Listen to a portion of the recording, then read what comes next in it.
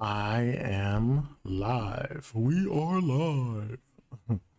Hello. I'm trying again. I'm trying again to get this thing in order. I want to see if I can, before I even go too far, I want to see if I can share this with somebody.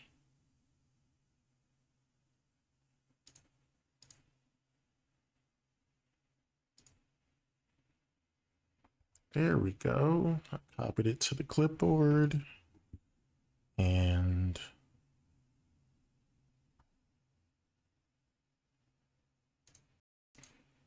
yep. Yep.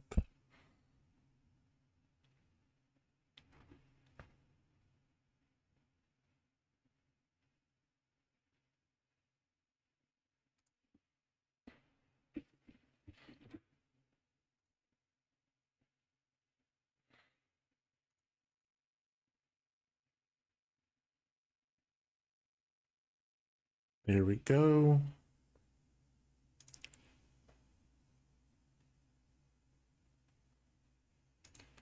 Timestamps. Ah, this is really cool. I'm discovering what YouTube allows. So, um, forgive me if I don't understand everything on what YouTube does. But anyway, so how are you guys doing? My name is Delaque. I am here attempting to address an issue, and it has to do with what do provisionists and Leighton Flowers and other people believe regarding infants, the anthropology of infants, whether infants can, what do do infants need faith in order to be saved, or do infants even need to be saved? Like what happens to infants, right? Um, and there's I guess there are different aspects of salvation, and what we are being saved from. um One of those things is going to be uh excuse me, I'm adjusting my mic. One of those things obviously is going to be salvation from, I don't know, death.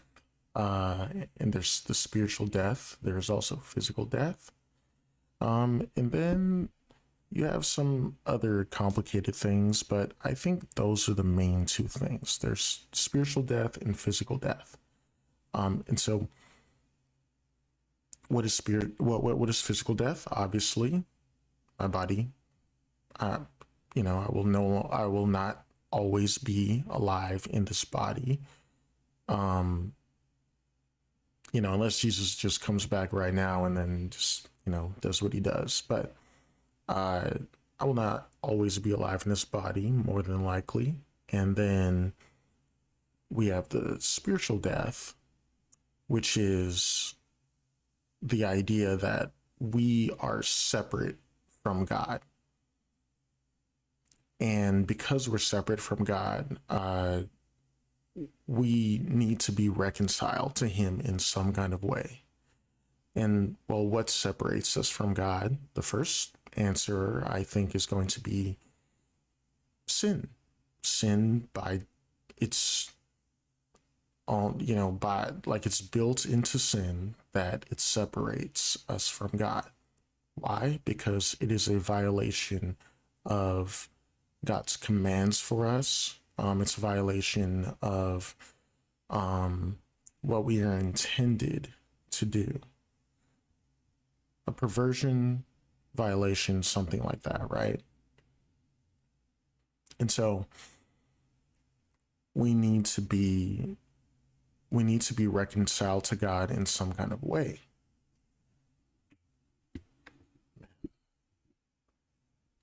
I need to figure out what is causing my microphone to sound like this, because it shouldn't sound like this.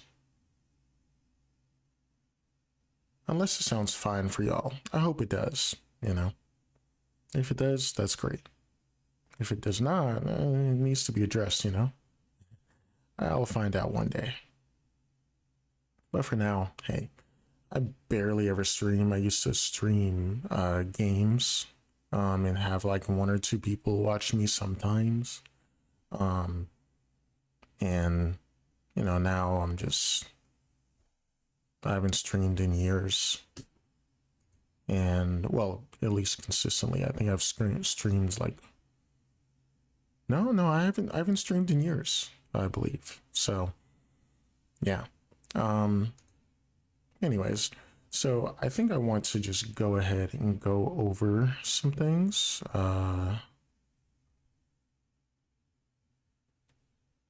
So the first thing that I want to go over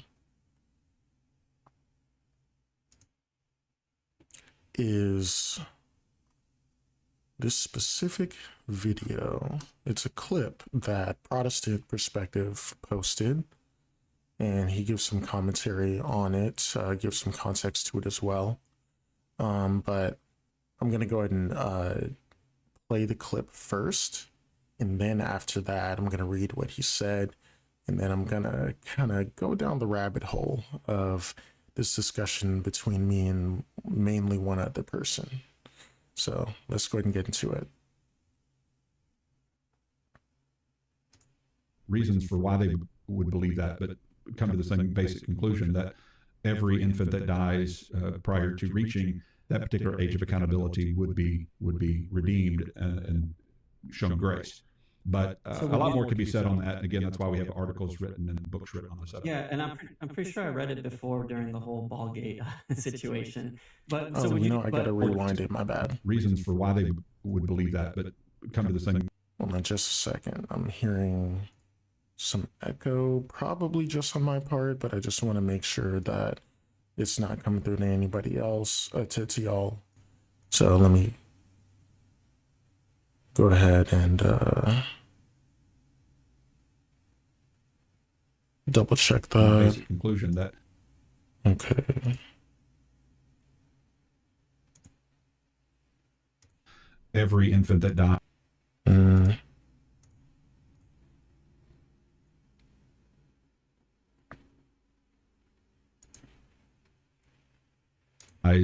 prior. There we go. Okay. Got it. All right. Let's go ahead and finish that. Let's go ahead and start it over. Reasons for why they would believe that, but come to the same basic conclusion that every infant that dies prior to reaching that particular age of accountability would be redeemed and shown grace. But a lot more could be said on that. And again, that's why we have articles written and books written on the subject. Yeah, and I'm pretty sure I read it before during the whole Wait, Ballgate. let's rewind that real quick just to make sure I caught exactly what he said. The same basic conclusion that every reasons for why they would believe that, but come to the same basic conclusion that every infant that dies prior to reaching that particular age of accountability would be redeemed and shown grace. Okay, so just to make sure, what Leighton is saying is that, excuse me, he's saying that infants. It seems like he's concluding that both provisionists and Calvinists, or rather, Calvinists with a brain, or a brain that thinks a little. It's okay. Calvinists who don't go too far in their philosophy.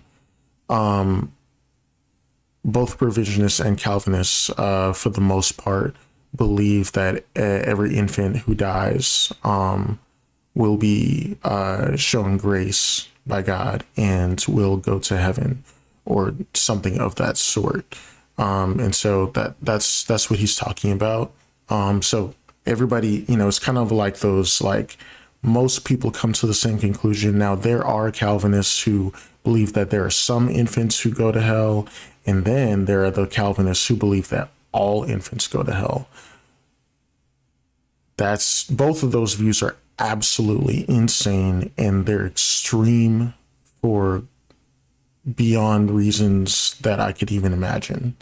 And so that's what Leighton is talking about right here. So let's go and continue.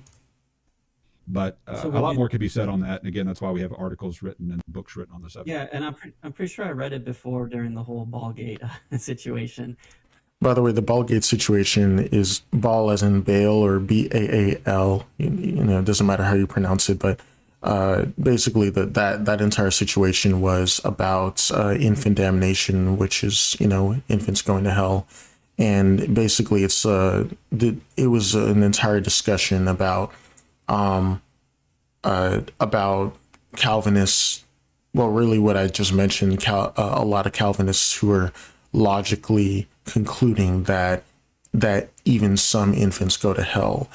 It would be it's ridiculous. And basically, Warren Warren McGrew, who's Idol Killer on YouTube, he was the one who was talking about it, and he kind of made a passing comment that was kind of taken the wrong way by many people, but basically he was equating those who believe that infants go to hell. They're essentially having the same if they believe the infants go to hell, and they have their own children, and if they have this logically, they have this view, right? And then they go and apply that logic in real life, and they look at their own children and say, well, God prepared you for hell if you die, right? Then that's basically having the same attitude as the parents who are sacrificing their children to Baal. The yeah, I think most people know about that. Well, most people know who Baal or Baal is, but he's a supposed deity that was mentioned specifically in the Old Testament. And so he was equating, like, if you hold that logically and apply it in real life, then the way that you look at your children is going to be the same way that those parents who sacrifice their children to Baal look at their children. Because why did they sacrifice them to Baal? Because, you know, maybe they wanted better crops, or, you know, so they wanted to reap a better harvest, or maybe they just thought, like, well, this is for the glory of Baal. I don't know, right? And so that's kind of what that situation was, just to address it real quick. That was not real quick. I took a while. Sorry. But so would you say that it is that God saves children by his absolute power, and it's his decision to do so? God saves by his absolute power. Yes. Is it his decision to do so? Yes. So basically, it's what the Calvinist believes, but just for children. Right? I don't understand the question. Reason. Okay. So that was the end of the clip. Obviously, Leighton kind of got confused about what the question was, so he had to think about it was two clauses to the question. You know, does God save with his absolute power? Okay, well, what do you mean by absolute power? If you're talking about what I have certain conceptions about absolute power, about God, that you probably are loading a lot of luggage into that one, right? And then you have a conception of absolute power that's just, you know, but and then the second part, let me double check what he said about that. Children. Basically, it's what the Calvinist believes, but just for children. Absolute power. Yes. Is it his decision to do so? Yes. Okay, yeah. So it is God's decision to do so, to save by his absolute power. So the thing is, like, that is very Calvinistic language that is hard to unpack, because there are a lot of, like, presuppositions built into there. And so, I mean, that's at least how we view it when we hear it, because that's not how somebody who is provisionistic, like, like me or Leighton Flowers would kind of view it, or would say it. I'm sorry, because we would just say like, okay, well, God shows grace to the infant, and God saves the infant because the infant is not guilty of sin, so the infant doesn't need to whatever, right? So by saying the word absolute power, I feel like that's overcompensating. We just simply say like, yeah, God saves, and then to just kind of add like it's his decision. It's like, well, yeah, of course. And so they're like, what does he mean by that? And so I think we're going to get into that because Protestant perspective, he kind of starts addressing that. So let's go ahead and get into it. So he says, provisionists believe one must exercise their free will. That's the key word, by accepting Christ to be saved, but deny that God effectually brings any to saving faith. Okay, so basically what he's meaning by this, he's trying to catch Leighton in an inconsistency. Essentially, he's trying to say like, he's trying to pin a provisionist by saying like, oh well, you believe that one must have faith in order to be in Christ, in order to be saved, and that faith only comes by free will. And so how can you say that about babies? Because babies do not have the capacity to have faith, and or perhaps don't have the capacity to have faith, and God just saves them by his own decision, by his absolute power. So that's kind of what he's getting at, right? So he says, however, infants who die don't have the capacity to respond. Does God then save them despite their inability to choose? So just like I said. And so then, he clarifies some more. He says, some of the context is that I originally asked about children that die in infancy and how it works in light of the provisionist affirmations and rejections in their statement of faith, which say, so this is the statement of faith, on the probably Soteriology 101 site. We affirm that God, as an expression of his sovereignty, endows each person with actual free will, the ability to choose between two options, which must be exercised in accepting or rejecting God's gracious call to salvation by the Holy Spirit through the gospel. We deny that the decision of faith is an act of God rather than a response of the person. We deny that there is an quote unquote effectual call for certain people that is different from a general quote unquote a general call to any person who hears and understands the gospel. So just to be clear, they're denying that God is the one who basically effectually imparts faith onto a person in order for them to be saved. But they are affirming that free will, which is a God-given faculty, they're affirming that free will is the way that someone exercises faith. So instead of God exercising faith into them on and only him, it's at the very least, humans having free will in order to exercise faith without God essentially forcing them to, or doing an effectual call to some people, which means that those people absolutely will be saved, versus a general call to others, which they just hear it and then they probably reject it, right? Well, they absolutely will reject it, because here in a second, their anthropology will require those who just hear the general call to reject it.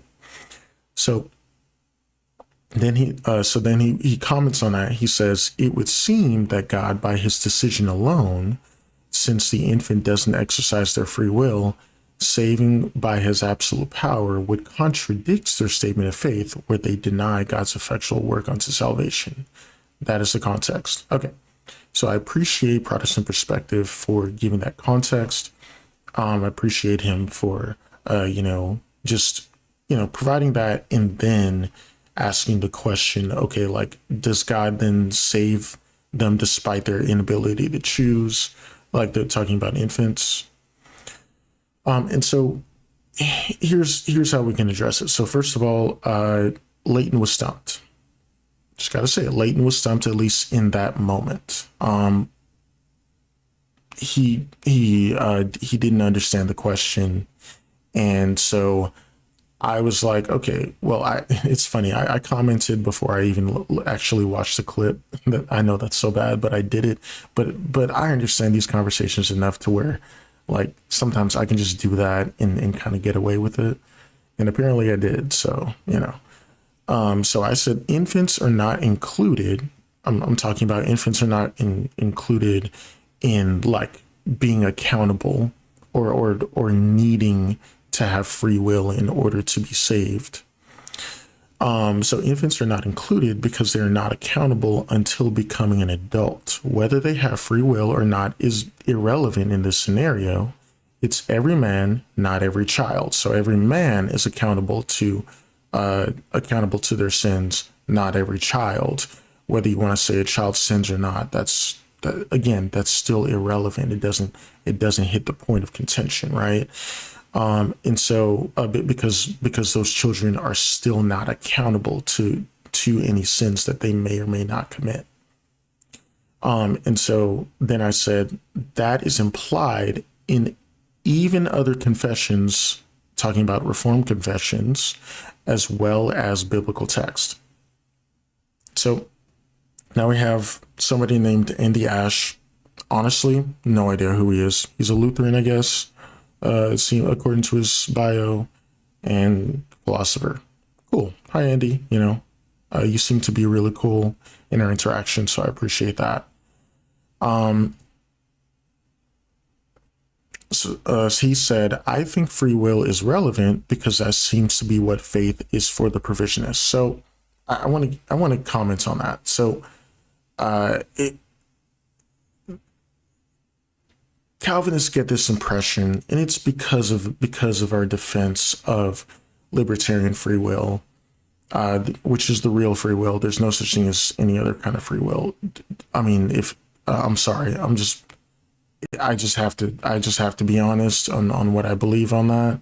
There's no such thing as like some other free will out there.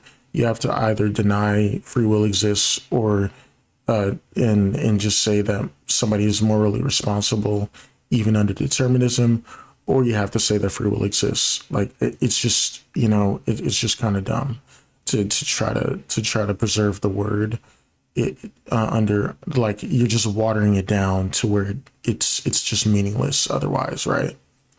And we can define free will maybe later, right? So see, I lost my place. So I said free will. Oh yeah, I said provisionists don't need to preserve free will in every scenario. Free will is only necessary when moral accountability is possible. So free will only exists or only is necessary when moral accountability is at play.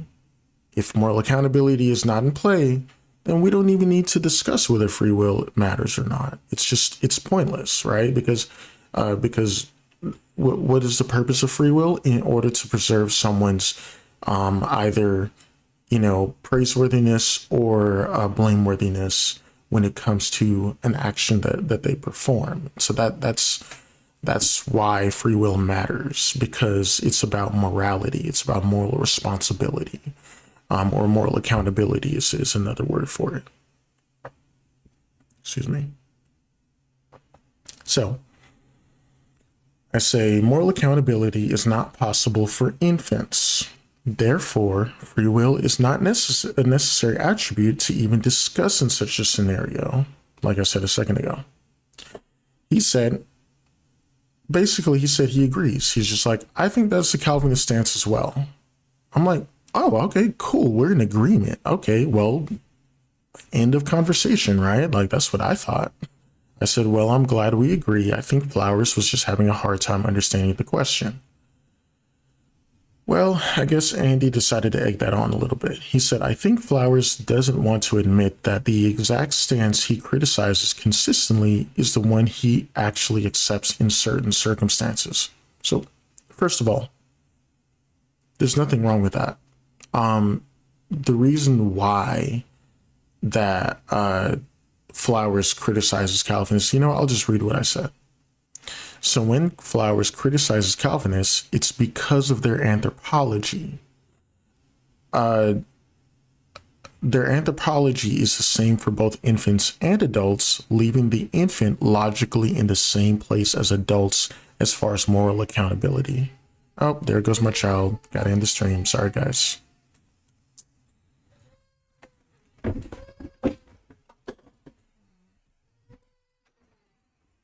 Hey, Rhea. Dad's right here. Rhea. Rhea. Hey.